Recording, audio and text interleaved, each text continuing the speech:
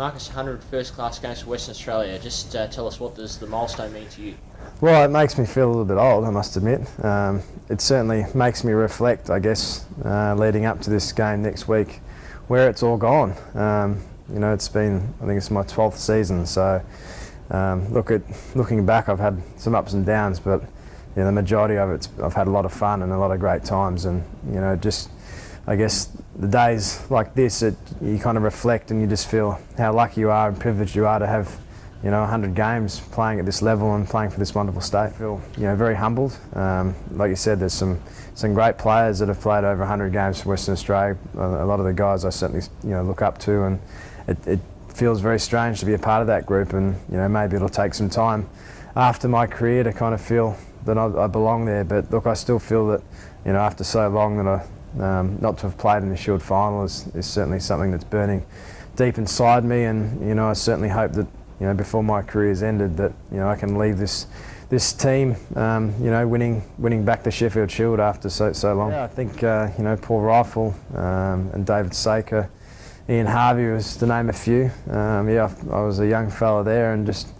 batting, I think, 6 or 7 and just kind of chipping in towards the end to get a partnership to get us over the line. So it seems a long time ago now, and it was a proud moment. And after that game, I was very fortunate, sitting in those change rooms, having a beer with some of the guys that have been playing for Western Australia for a while, and thinking how lucky I was to play one game. So to think that I've played another 99 now is certainly still certainly hard to digest. Look, I've been very fortunate enough to be in a couple of one-day title wins, and to play in a few other finals along the way. But look, certainly to bring the Sheffield Shield back to Western Australia would be certainly my proudest moment in my career.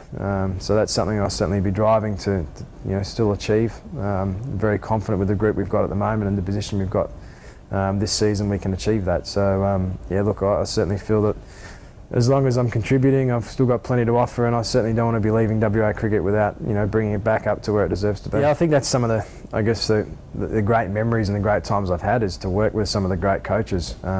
Initially under Wayne Clark, Tom Moody, and Mickey Arthur, and now Lockie. I've been privileged enough to work really close to them, be their right-hand man, being the captain. So I've learned a lot from them, and had some good times along the way.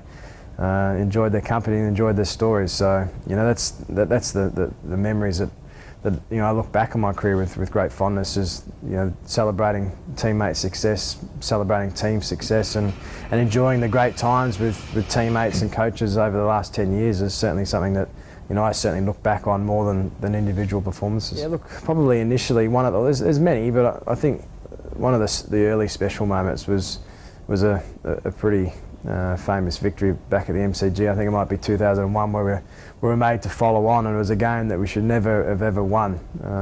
And we just showed some great spirit, and we got through and we won in the end, and things just went our way. So that was initially in my first, I think it might have been my second year of playing. So that certainly still sticks out as one of the great games I've ever been involved in. You made a double 100 from every two, didn't you? Might have squeezed a few in there, yeah. Yeah, no doubt. Like I said, that's the focus for me, is winning games for WA and getting ourselves in that Shield final. And this week we've got a great opportunity. We've got arguably a full strength side to pick from. So we've got a lot of confidence coming back from the 6 or 7 weeks we've had off with the Scorchers, with a lot of guys were involved.